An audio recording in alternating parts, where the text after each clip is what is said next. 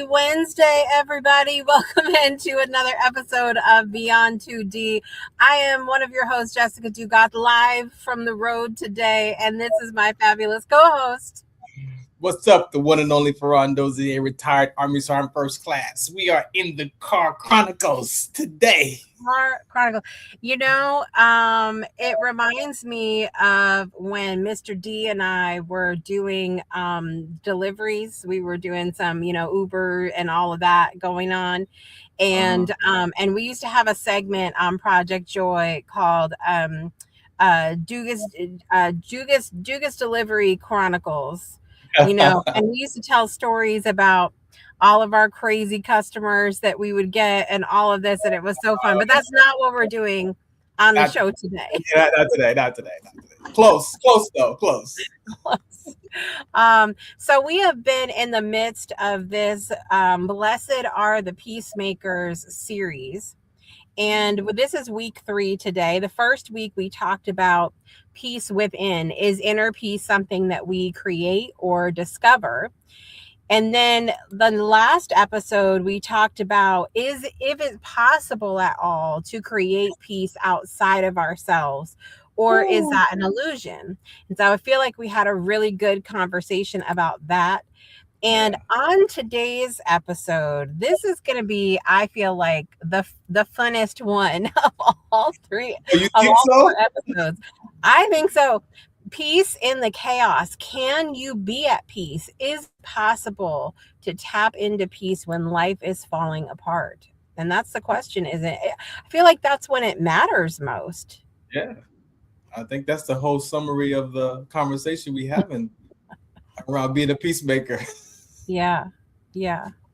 And it's interesting because since the start of the year, life for me has been anything but peaceful. Like outside of myself, there's been more, I call them opportunities to practice inner peace because it's craziness in the outside world right now, and so I really have been committed over the last couple of months to doing my best to not add to what's going on outside of myself, outside of my household, and things like that. And so, what's your initial thoughts about this topic?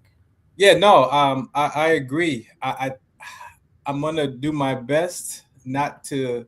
Well, I'm not about religion anyway, but I'm definitely gonna be able to interject some of my spiritual journey that I've discovered.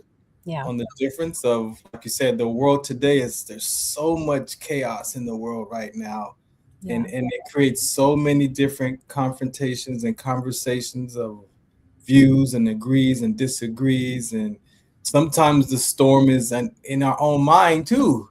So it's like, how do I determine where that storm is? Is that storm over there, or is that storm over here? And I'm casting down my chaos to the world outside of me. So I think this is really one of the good topics, and I pray that people, hear it from the heart of our conversations, right, and not from a religious or an opinion type. This is just our own views of what life looks like for us in a world that is, we could all probably agree, that is full of chaos.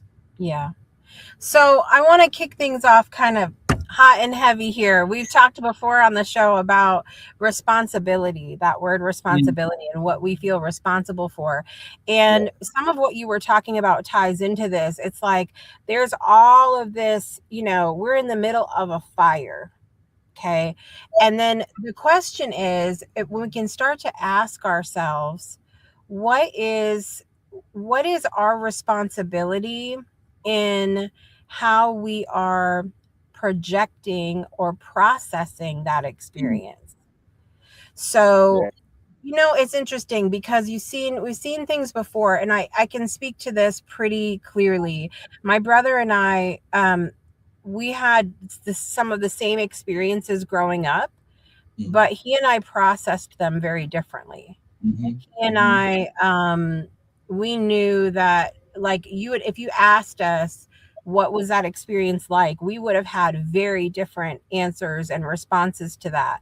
Sometimes some more dramatic than Right, others. right, right. So I'm asking myself often lately, like, are you creating a drama about something that, yes, maybe the situation is crazy and is, not fun for us, but are we making more of it? Yeah. Are we creating less peace because of how we're choosing to talk about it, to process through it? Is it? Oh, that's the perfect place to start because our words create our world. Mm, When I learned that, I was like, oh my goodness, let me be responsible for what comes out of my mouth. yeah. Right? And so I truly believe that is, if not top five, Mm, top two of what is coming out of my mouth and yeah. how am I describing it, right?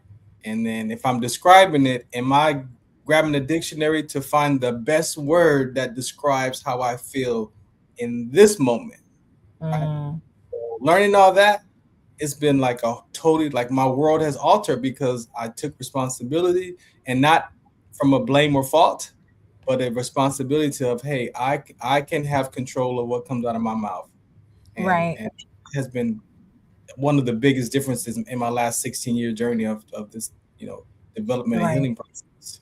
So for Right. sure, what comes out of our mouth. Yeah. And I want to talk about too the response that we have to people who Mm. are experiencing something a certain way. I think, going back to the conversation that we had last episode about, can we create peace outside of ourselves, outside of our own experience? I think for sure that we can give people, like, I think when we're making a drama out of what somebody else is experiencing, it, like, somebody just expresses, like, they say, hey, like, that really bothered me, or that really hurt my feelings, or something like that, and we, instead of going, I'm sorry to hear about that, or why don't you tell me about that, or whatever, we're going, I can't believe you could feel that way, and you're making a drama out. Meanwhile, we're just expressing how we Right. feel, and there's this kind of, I don't know, I feel like we can jump to judgment in how somebody else's experience is going, and that doesn't create a place of peace or empathy or understanding for them to be able to express themselves either. Yeah. It's that, I believe at the end of the day, us as people, we do care for each other, right? And we don't want to see people suffering. We don't want to see people dealing with life. We don't want to see people challenged and in chaos. And at the same time, we don't want to look bad either, Yeah. right? Yeah. And especially if you're talking that it's coming from me that you are having this problem or issue with. So there's this whole, for me, was this whole defense mechanism conversation about how I view myself, and then is what you said about me, and then how I defend that. And really just in the last couple of months, it was about me not having to defend my position. Like you said, Mm, like, if somebody says, hey, Farron, you hurt my feelings, I could not defend why I hurt your feelings because you hurt mine 2 years yep. ago. And so Yep. I'm carrying those upsets. And so when they point it out about me, then we want to react and point it back out to them or blame them. And so what I learned was I don't have to defend my position. Mm, I could again take responsibility for, well, what did I say? And what did you hear? And let me correct it. Because maybe I did say something that to you that was hurtful, that wasn't right. hurtful. In my version of not being hurtful. So it just depends. It just Right. Right. we I, live in I have to I have to Are really you quickly. live? I am live, but this, Yeah, okay. So we gotta have like a little reunion here. let's Okay. go, let's go. So Hey, lady, Hi, how how are you you? doing? I'm doing good. How are you? I'm doing great. I'm doing great. Good. Now so I saw Jess. I Good to hear. Good to hear. so I have to meet somebody, and I had to do the show too. So I'm like, let me just come do it from the car.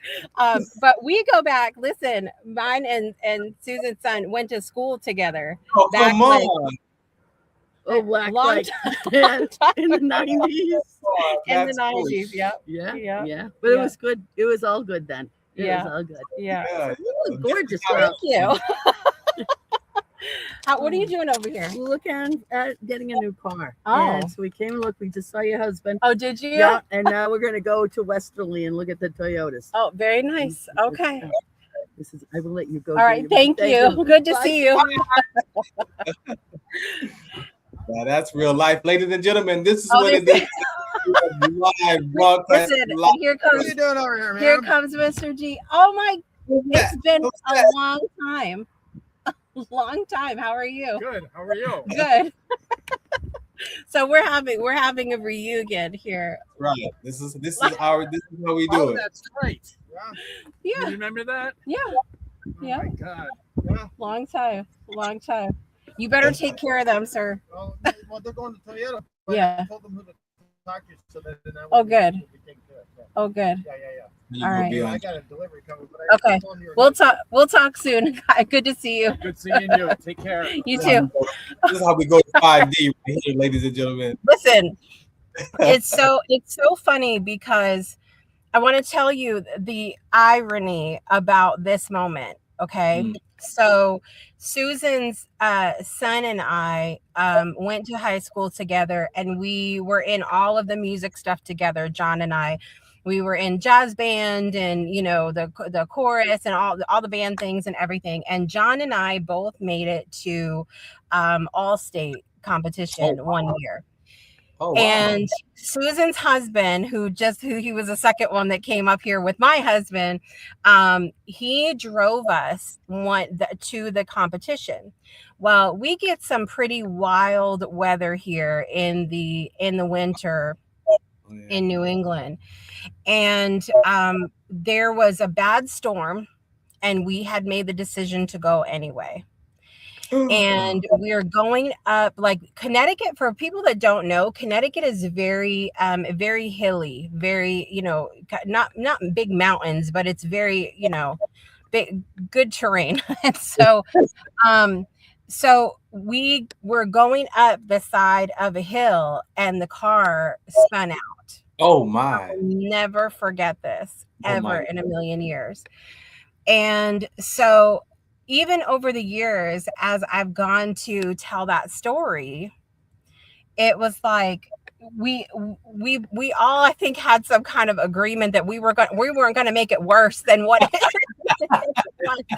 So it was the it's this idea of, like, when we're experiencing something, obviously that was not a peaceful moment. We're going up, it's a drop off the side of the road, down the hill. And so remembering something like this, it can be really easy to get caught up in that, right? Like, you see a person and you're like, you're taken back, like, reminded of that moment. But it's your choice how you process through that in the moment. Do you want to create more of a drama than there already is about it? And obviously, in your work that you've done with veterans too, we talk about people having PTSD, like, in real things that they've experienced outside of themselves that is anything but peaceful. But now, because of those situations, they are living in a real space in their mind that is not peaceful at all, because of something that might have happened years ago. And so, can you have peace ever again when you're experiencing something like PTSD? I mean, that's a interesting part of this too. Yeah, it's again, it's so many layers to that conversation for us as human beings, right? So you can put PTSD. People have PTSD from, like you said, car accidents. PTSD is a label that captures so much experiences. But to understand, as a patient advocate for mental health and mental toughness, I get to be, right, understanding how powerful the brain is. The brain is designed of memory patterns, perception patterns, and action patterns. And it's going to store all those things since we were little children. All those things are stored in there. And so if it even looks like it's about to happen again, the brain does what it does to survive, especially if it's a survival state of mind where it's coming from. it's going to automatically do what it did to survive that. And sometimes we have no control over it until we actually have that experience. And we're like, oh, shoot, why did I act like that? Then it's like, oh, that's because when I was 5 years old. It's like, so, but to be able to do that work and be willing to tell the truth, like those, it's a process, right? For my brothers and sisters at arms who experience those experiences, hats off to them, because a lot of us don't experience that level of PTSD where you see someone in explode, or car bombs or things like roadside bombs. Like a lot of us haven't been there, right? But if you use your imagination like we do watching movies and stuff, then you could put yourself in that circumstance and figure and see, well, why that person is not at peace. Right. And then there's the relatedness that comes out of that. So for me, like these conversations about peace, they're layered, and each individuals have to figure out what that means for us personally first, before you try to go out in the world and offer peace, to someone else. So it's a great conversation to have, though, because we don't normally have these talks. Right. Well, and so I have had to look at some of my own. So I have PTSD with very specific situation. I have friends who have PTSD or CPTSD. Ooh, CPTSD right there.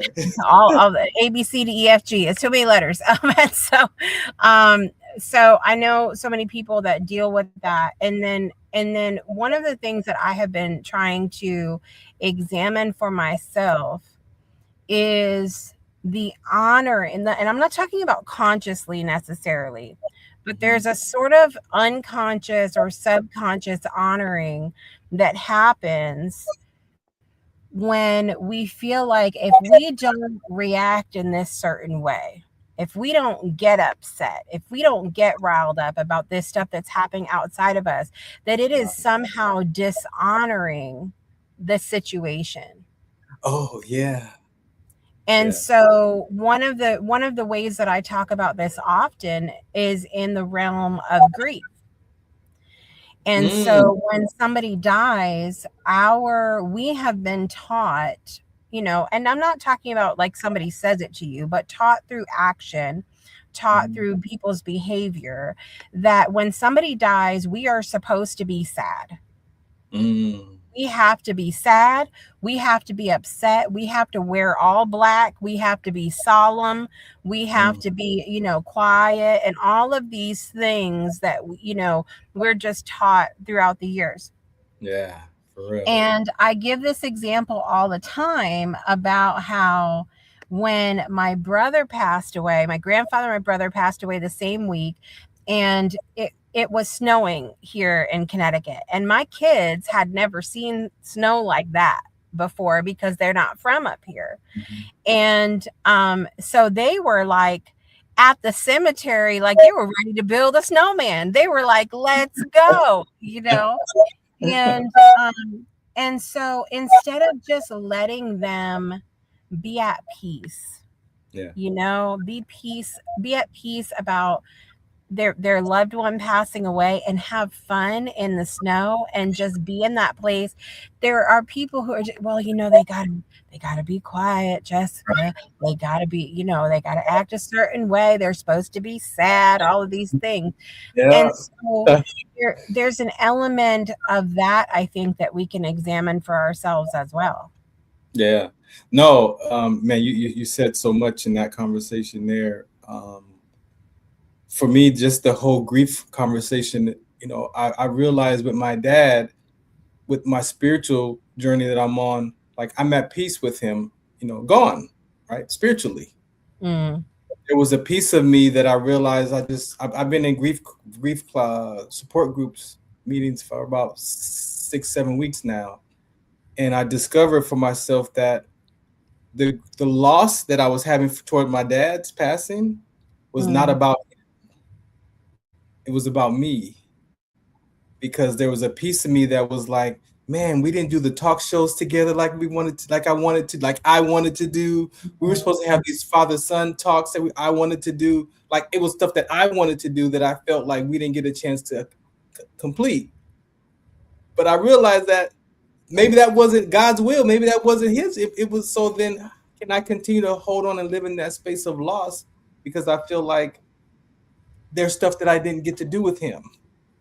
And it's like, no, I'm actually at peace with my dad's passing because I get to honor him in my sickle cell trait talks. I get to honor him in the son to father talks that I do. So he's still there being honored. And I used to make myself mad. I used to make myself upset because I didn't feel the loss. Right. That I didn't feel the grief. Like you said, it's like, oh, I'm supposed to be grieving because he passed. But I'm like, but it's my turn. Like I have my life. I have to move my life forward. And then it's like, well, should I be grieving? Like it's like all of that, in our minds. And then the other piece of that is sometimes I didn't know who I was without a little bit of chaos. Yeah. Like I needed some little bit of chaos. It's too peaceful. So then let's stir something up. But I don't even realize I'm stirring it up because I don't know how to just be at peace in the storm. I mean, can we talk about the hormonal payoff? The I don't know about the male's hormonal payoff. I don't know. Hormonal payoff. The payoff that we get when there's chaos outside of us. Because you get to be right. You get to be right. You get to reside in a place of judgment. Ask me why I watch trash TV shows. Because when you watch these people and their lives are falling apart, and you're like, oh, thank God my life is not. Is that why people watch those shows? So they're like, I'm glad that ain't me. Right? It's true. Well, and so, but that happens too as we're experiencing chaos outside of ourselves, and we can sit here and we can make a whole big deal about it and create more drama around it because it ain't our drama. So we could go ahead and freak out about it.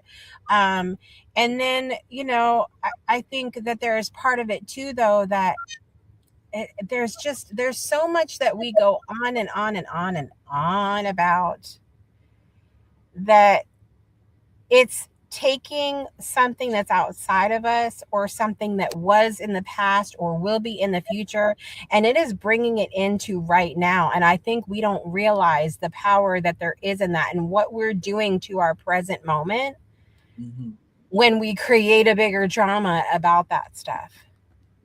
Yeah, I lived in depression. Like I could point to where it was coming from. And I was mad at myself for sprinting that morning when I collapsed because I didn't have to sprint. And if I didn't sprint, could my life have been totally different in the military? But I didn't realize that I was still mad at myself all those years. Yeah, I was living from that upset. And then you live in the future of uncertainty and you can't control the future. So now you got depression in the back and you got future of uncertainty in the front. And so my present is chaos in my mind. And then you run into people and you meet people, and I'm bringing the anxiety and depression to the conversation. It's like, I mean, to now be able to recognize it. That's the beauty of it. I don't know if it'll ever go away, but you recognize when it shows up, if I'm too far in the future or if I'm upset at myself about my past. And when you that's a different person that you get to be when you can recognize the difference in those moments. And all that stuff is teachable. Right. It's teachable. They say the present is the present. There's no future. There's no past. It's all right now. They sing about that. There was a song about that in Rent. Do you remember that? There is no future. There is no past. The only thing that truly matters is right now. Like just this moment. Yeah. There's only us. There's only this. That's it. That's the whole song. But the difference is I learned is you don't do peace. You be peace. Yeah. And those are two different views, and they show up different in our life experience. If I think I'm doing peace, then I'm doing it. but I'm also frustrated because I'm doing. I did peace yesterday. How come I don't have it right now? It's like, no, it's Right. like our human experience is being peace, and then you experience it, and then when you're doing your life, you're doing it peacefully. But Right. I believe that we discount the human.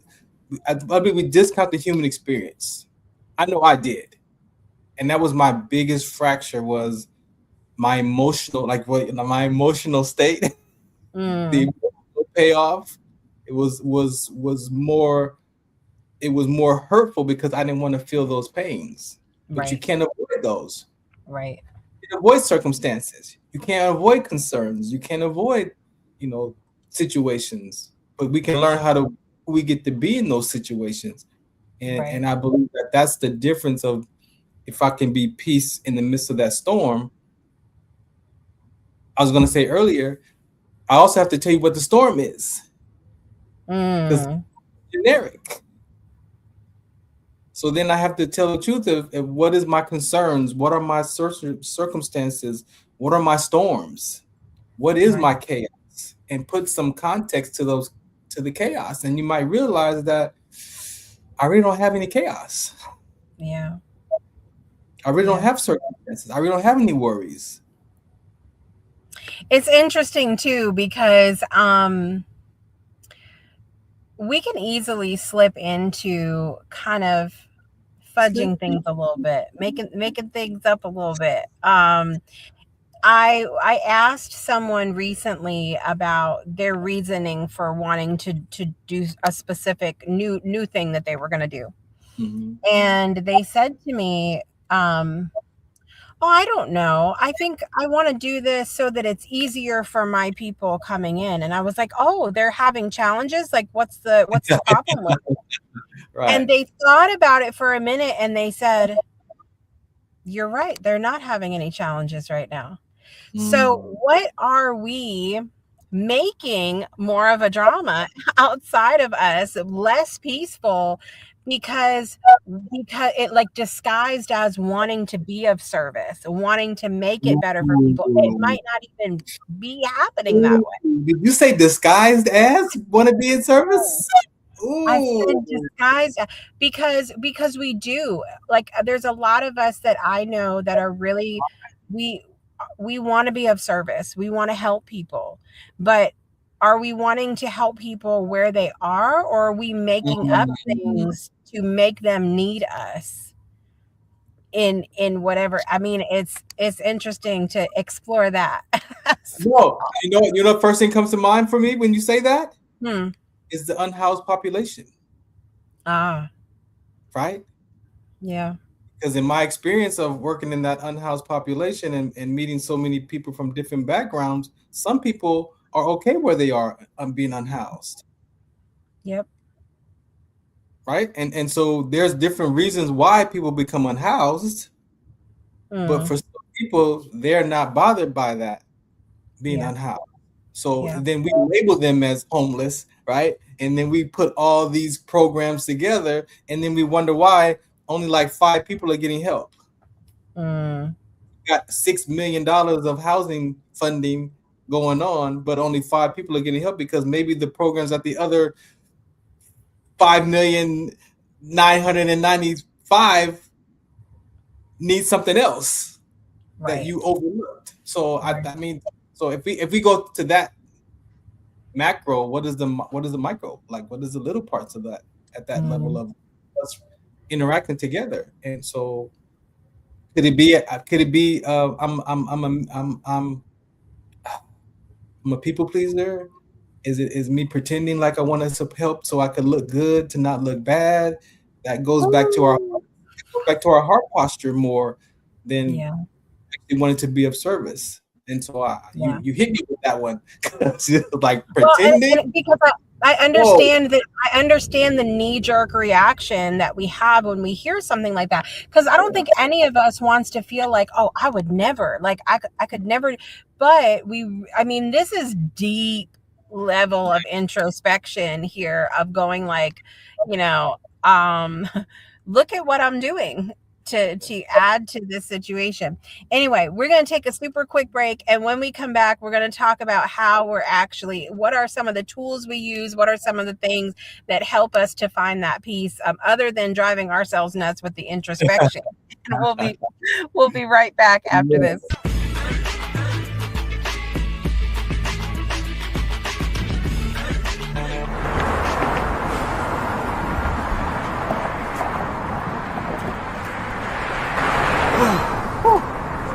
Hey, what's up, man? How you doing? I'm blessed, my brother. How you doing? I'm good, man. I'm good. Hey, did you see the game last night? Oh, that was a good game. But did you see the shot? I lost money from that shot. Oh, man, that shot was cold, I man. hated it, but it was good.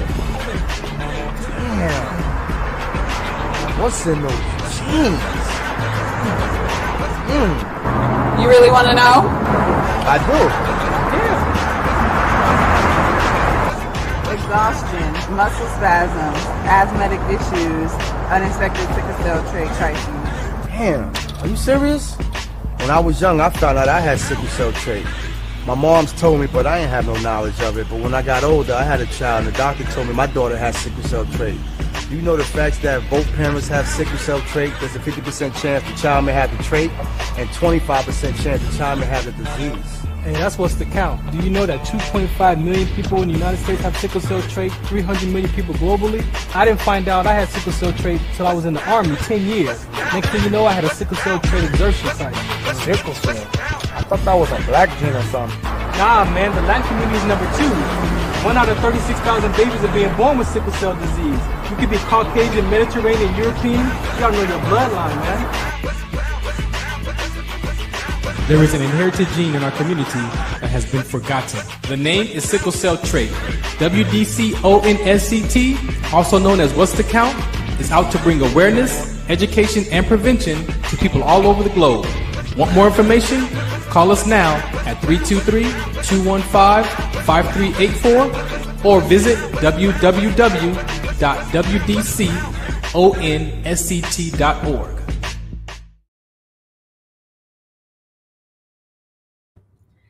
Welcome back, everybody, to Beyond 2D, WDCONSCT.org. Welcome back. So we have been in the midst of this Blessed Are the Peacemakers series, and today we're talking about finding peace in the chaos when life is falling apart. Is it possible to have peace? I think a lot of times it's a choice. There's a lot to examine about our choices in the piece, but I also understand that there's moments that when things are so bad that they will take our breath away. Like they're just really, really tough situations. And so I say all this not wanting to at all discount the experience that people have when they're going through that chaos, feel like everything is wrong. Everything is falling apart. Sometimes it is not until reflection that we find that peace. Sometimes it's just not. But if we can work that muscle and really do some of that introspection and really look at the choices that we do have, I think it doesn't always take away the chaos, but it can make it a little easier to navigate. Are there any particular tools or things that you use, Farron? I want to put some context to this part of this. Yeah. You brought up complex post-traumatic stress disorder, and so I want to ask the listeners. This list has about 1, 2, 3, 4, 5, 6. It has about 15 different things that we say to ourselves, right, in this complex PTSD. And so imagine you're 5 years old and maybe you have a chronic illness, or maybe something happens and you make up a story that you're a burden on your family. Now, if you make a decision like that at such a young age, and in your adult life, you forget that you made that decision, that you're a burden, but now you're living out your life as a burden, how do you think what kind of peace can you have in a space of I'm a burden? You're not going to be at a level of peace when you have this heart posture of taking myself back. development. Oh, we got an echo now. Ooh, there we go. Okay. So it's that level of identity is what I'm pointing to, right? Because I discovered that I made up. I'm unsafe and I'm lost at 2 years old. Right. So how can I have peace in my life from a 2-year-old decision that it doesn't even understand what it is to be an adult or about life? But my identity is living from I'm lost. I'm unsafe in relationships. Yeah.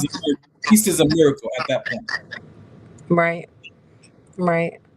So do you think that they're in those situations where, I mean, it's like anything else, I feel like, where awareness is the first part of it, right? Like awareness is, we can go, okay, I realize that I am maybe making a little more of a drama about something, or I am adding more fuel to the fire, if you will, of what we're going through. But then it's like, how like, you have the awareness, but then you have to choose. But then there are those cases like we've talked about where maybe some of that choice um is a chemical type thing, and it's not there. Maybe there's less of a choice. I don't know. I don't It's complicated. I mean, yes, some people do live, you know, chemically unbalanced. Mm. Right? That's why people need medication for depression like, so Yeah. we know that the body is sometimes the chemical deficiency is part of that. Right. But how much of that is our own heart though? Right. And that's the part that we have to be willing to do that work. Right. Is what is It's an my heart interest. saying? Right. It's an interesting question. And but I want to, before we run out of time today, I do want to talk a little bit about maybe some of the tools or things that we remind ourselves of, or what have you, that do help us to try to tap into that peace when everything is falling apart around us. Yeah. I mean, for me, it was personal development classes. Mm. Right. So that was pe- my first piece of getting knowledge and understanding about what was going on in my head, my Yeah. behavior. And then it was cognitive behavior, Right. So there's that cognitive behavior education allowed me to grab those thoughts, Mm. put them in that curriculum. Oh, is that thought exaggerated? Mm. Is that thought habitual? Like, where's that thought coming from? How long has that thought been there? So people people have to find something that they have trust in or confidence in as an education Right. outside of your own thought process. Mm. So you got to be able to look for, be willing to find those tools. How do you feel about relationships, or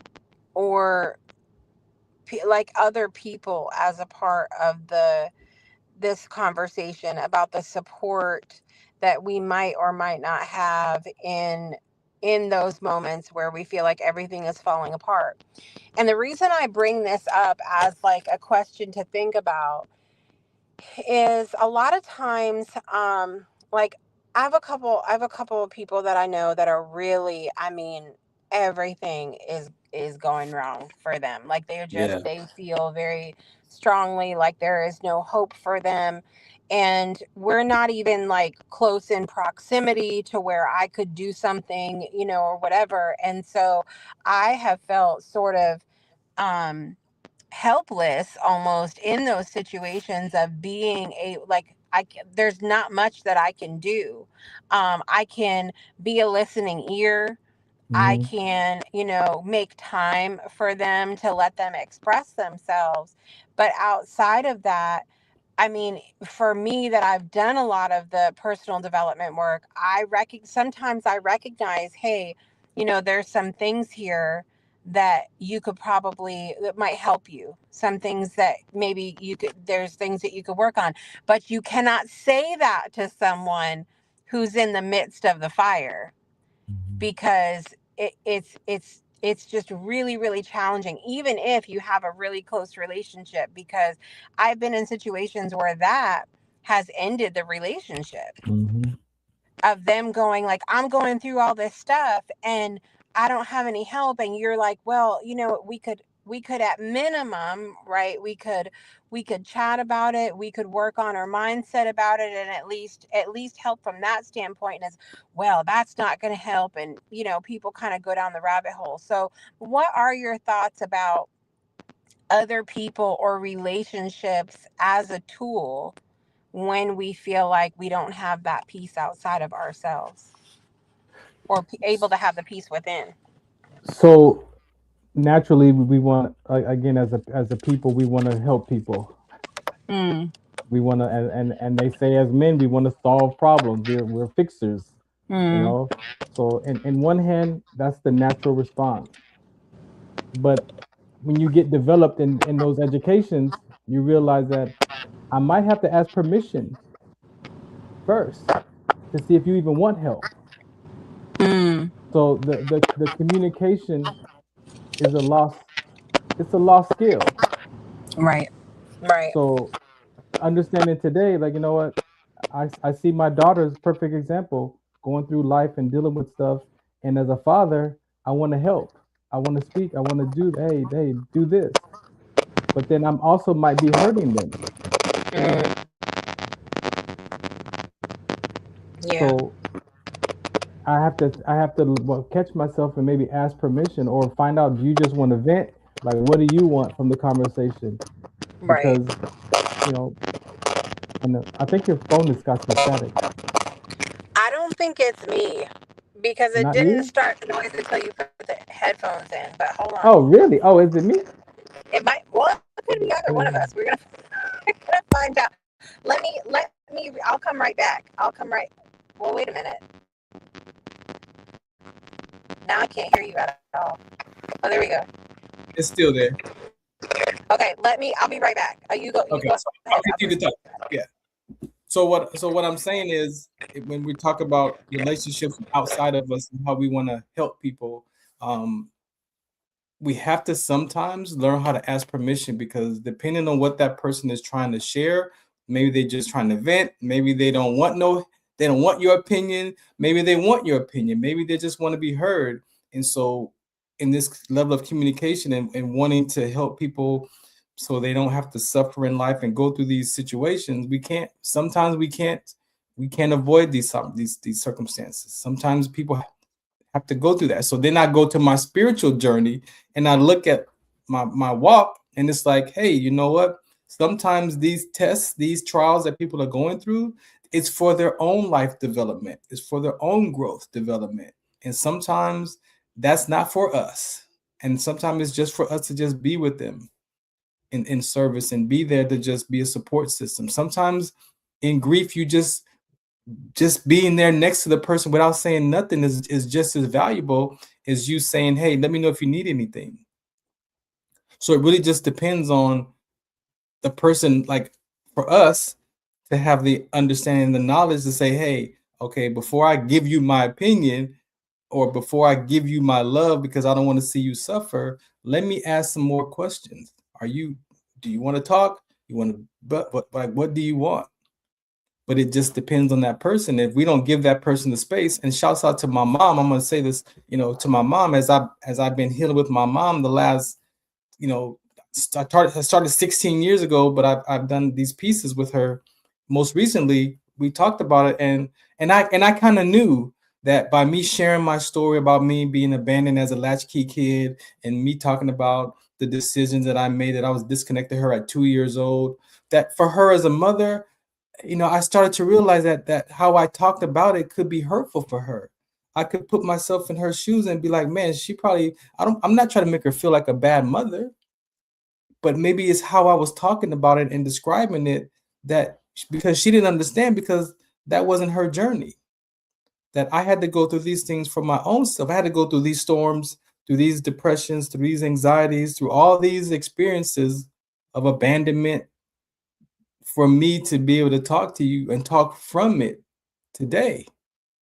And so it doesn't mean that the storm is a negative. The storm doesn't have to be like a devastating. Sometimes the chaos is not, it doesn't have to be negative.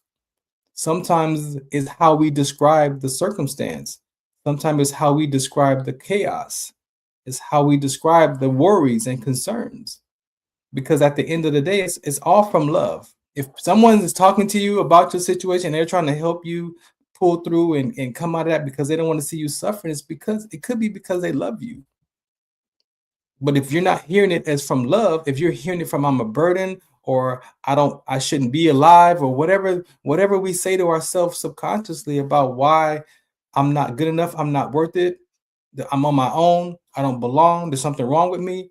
If you're living with that in your own space and someone comes to support you and help you, what are you hearing that as? You're not even listening to them for what they're trying to help you from. You're listening to your guarded position of your emotional state or how you think about relationships and situations. And so it could be just how we think and talk and what comes out of our mouth and how we describe those concerns and worries, that the person is really just trying to help you because they care, but how we listen. So the tools are going to be very important. And sometimes I'm learning, as my mom shared with me, you're just not you're not my work. Like, you're not my work. I love you. You're my son, and you're not my assignment. So I just get to be with you, and you could talk to me, and I'll do my best not to put my opinion in your life about what I think you should do. And that was what my dad and I killed off my dad as a child, because I was living from he doesn't love me. So no matter what he said to me or what he told me I should do about my life, you don't get to talk to me like that because you don't love me. But that was in my own heart. I never said that out loud to him, but I talked to him crazy, and I killed that relations off for him from him. So it's that we wanted to get these tools so that we could measure yourself first. God says love God with all your heart, mind, body, soul, and then love your neighbor with the same measure that you love yourself. And then if you believe in that principle, in that conversation, then it says love your neighbor in the same measure you love yourself. So that means you have to measure yourself, see how much you love yourself first. And so there's a lot of, I recommend to my veteran, my military community. My sister recommended to me, she's a therapist and she has her own practice. Years ago, before she had her own practice, she said, Farron, you need cognitive behavior. My baby sister pointed that out to me because of the work that she was doing in college and her mentorship programs in high school. Like, she told her big brother, you need cognitive behavior. It took me 4 years before I took that at the VA. And you know what? She was absolutely correct. And I acknowledge her for that, because she heard me and she heard my conversation and she was like, oh, there's a tool for that, brother. It's called CBT. But I was willing. Now, I was willing to hear her say it. I didn't take it right away, but right. So it was 4 years later. But I heard the recommendation. I didn't act on it, but I heard the recommendation because I was already in the personal development classes. So I was already I was already using some tools, and then she gave me another one that I put on the shelf. And 4 years later, she was absolutely right, because I needed something to grab those thoughts. Yeah. Because my thoughts were so exaggerated. My thoughts were so hurtful to myself. My thoughts were my biggest hater. And I didn't know that I could grab those and analyze it and be like, no, that's not right now. That's from 2 years old. That's from 5 years old. I could throw that thought away. But there's things out there, people, that you can, but you got to be willing to do the work. You got to be willing. And the people in your life, they love you. They love you at the end of the day. And we don't want to see each other suffer. We don't. We really don't. We don't. whether it's your mom, your cousin, your uncle, your niece, your nephew. Like, we don't want to see our family members suffer. Yeah. But sometimes we hear it as something negative because in my heart is I'm a burden. How can I receive love from anyone when I'm a burden? That's enough. One decision about that. One decision of living like I'm not good enough can take your whole life off track because you're not listening to the love and concern from people. You're listening to the I'm not good enough from your own heart. Yep. Yep. The tools. There was one other thing that I wanted to mention before we close up here about really asking ourselves with all of the stuff when it feels like everything is falling apart. We have to ask ourselves what in the things that are falling apart are actually in our control.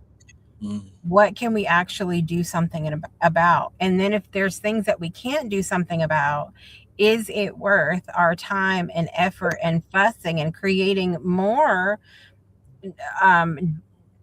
lack of peace to have a whole fit about it?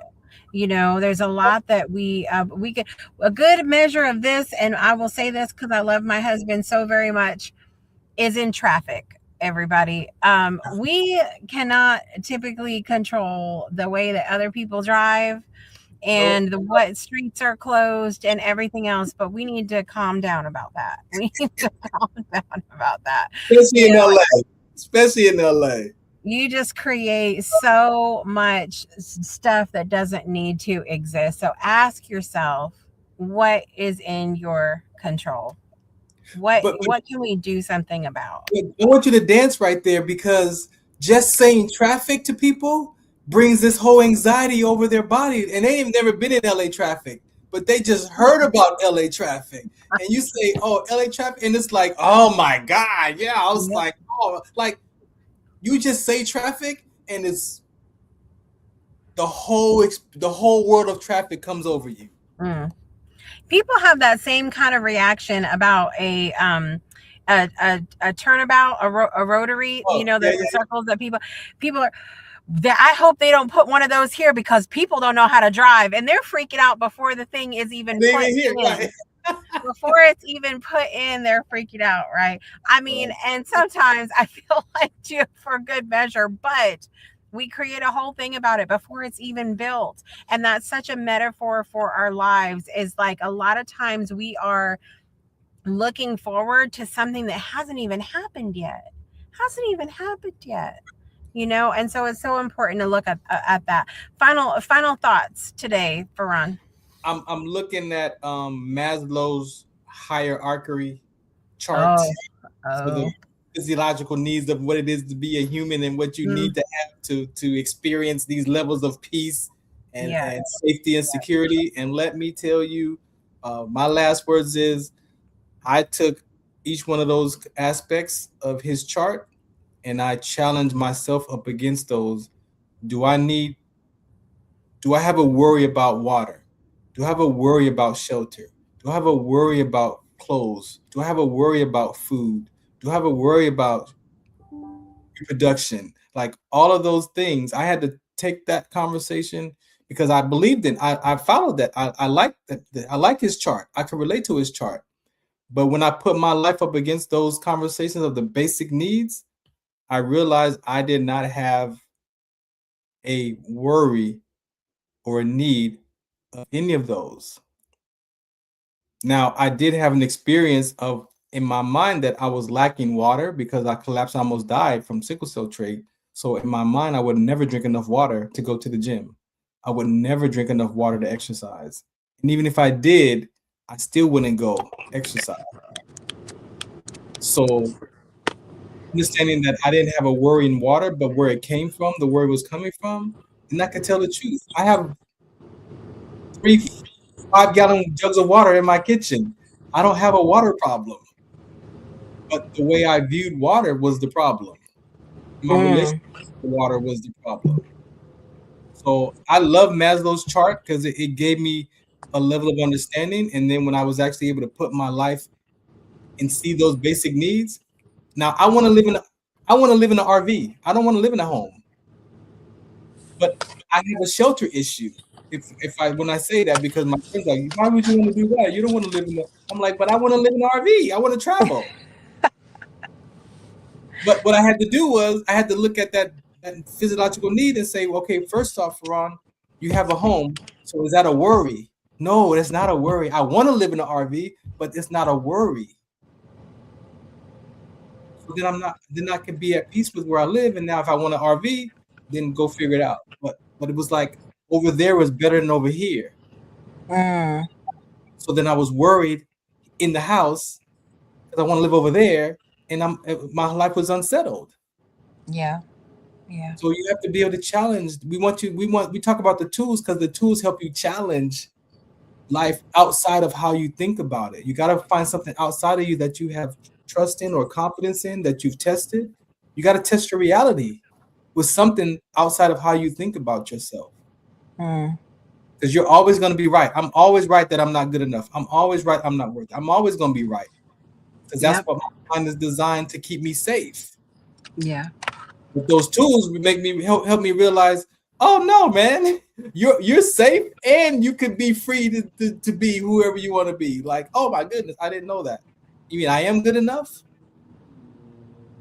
No. So the tools, you got to find something. Yeah. You have to. I don't like to say what you have to do, but you have to. Yeah. There's work. There's always work to be done, I feel like, with ourselves, and always tools you can lean on. And I know I will speak for both myself and Farron that we both have access to and have used a lot of different tools in our life that can help with some of these things and creating more peace. But at the end of the day, you are the one that has to make the decision. And neither one of us are saying that you're going to find this magical tool and all the pieces will be put back together and all the chaos will. And that's not how that works. It's just a matter of finding those things that are going to help you navigate the road a little bit easier. It's going to help you. It's just, it's an exhale. Sometimes it's I don't have to choose to worry about all of this. You know what we do, Jessica? What's that? Let's do a movie night in the theater and watch Inside Out. Inside Out. Let's do a two-parter, right? Let's invite some family members, some children, and let's do a movie night and watch Inside Out Part 1 and do a talk from it, and then Inside Out Part 2. I want to do that. We'll do a double feature in the drive-in, because that's what we do. In the drive-in feature, yes.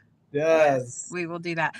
Coming up next episode of Beyond 2D in a couple weeks, we're going to finish off this Blessed Are the Peacemakers series, and we're going to be talking about if there is ever an appropriate time to ruffle some feathers, to not create peace.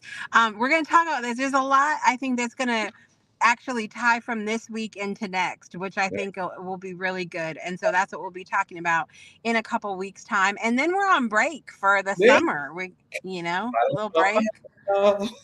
Yes. And that's it. That's what we got for today. Anything else you want to leave people with? Or you? No, I appreciate those of you who are watching and who watch it on the repeat. We thank you so much. This is our safe space where we get to express ourselves, talk about our own personal journeys, what we've learned in life, and maybe share that in 1D or 2D or 3D or 5D. But again, from us, this is love. This is our love and our concern for people in our life and people that watch. We don't want you to be stuck. We know what it feels like. I know what it feels like to be stuck. Yeah, it's not a good feeling to be in despair. Yeah, a level of despair. And again, 99% of my stuff was from my own mind. My own mind. Yep.